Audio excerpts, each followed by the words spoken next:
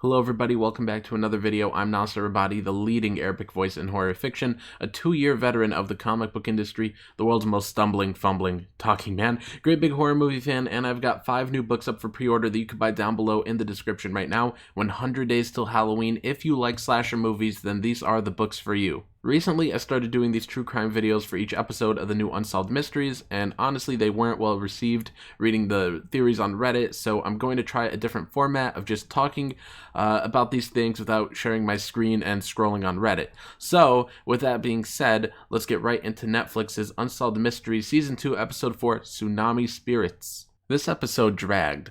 It took a while before spirits were ever talked about, and it didn't even do a good job of it when it finally got around to mentioning them.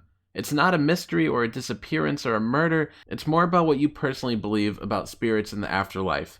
For me, it's sometimes weird to see so many different people with no reason to lie, outside of the fact that it gets them on this show, to talk about how they've seen these spirits, they've seen these ghosts, they've seen things that can't be explained, and it's weird because I don't believe in any of it, but so many people all over the world talk about seeing ghosts, so could they all be liars? Me personally, I believe the Bible and that there are 2 places we can go, either heaven or hell, and so when people talk about ghosts, well, I may be inclined to believe that they could have seen something, but I don't think it's ever the actual soul of somebody left behind. I think if anything, it's a demon playing tricks on them.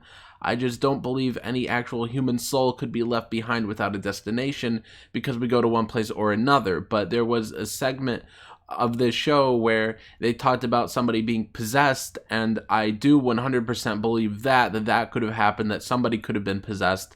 But when it talks about seeing somebody in the water and then seeing this ghost talk to him from inside the water, or it talks about like, oh, my children's toys are being played with even though they died, that stuff I really don't believe at all. One of the first stories mentioned was about this dude who thought he saw his mother's ghost, and I think that, and this is really sad to say, that any ghosts people thought they saw in this episode were just a result of the trauma they went through and the extreme situation they unfortunately found themselves in. It was explained that people in Japan don't do grief counseling, so that really did explain it. It even got to the point about 20 minutes into the episode where some people said they were looking for signs or messages from their loved ones beyond the grave, and this is where I was 100% positive that nobody actually saw anything. I mean, I do want to know what you guys think, and so please tell me down in the comments if you believe in ghosts, if you believe they saw something, let me know why. But I think that when you're purposely going out and trying to find something from beyond, you're going to claim you found it. You're going to say anything you found was it, just because you're tricking yourself into having some sort of hope. This episode is very strange and probably my least favorite.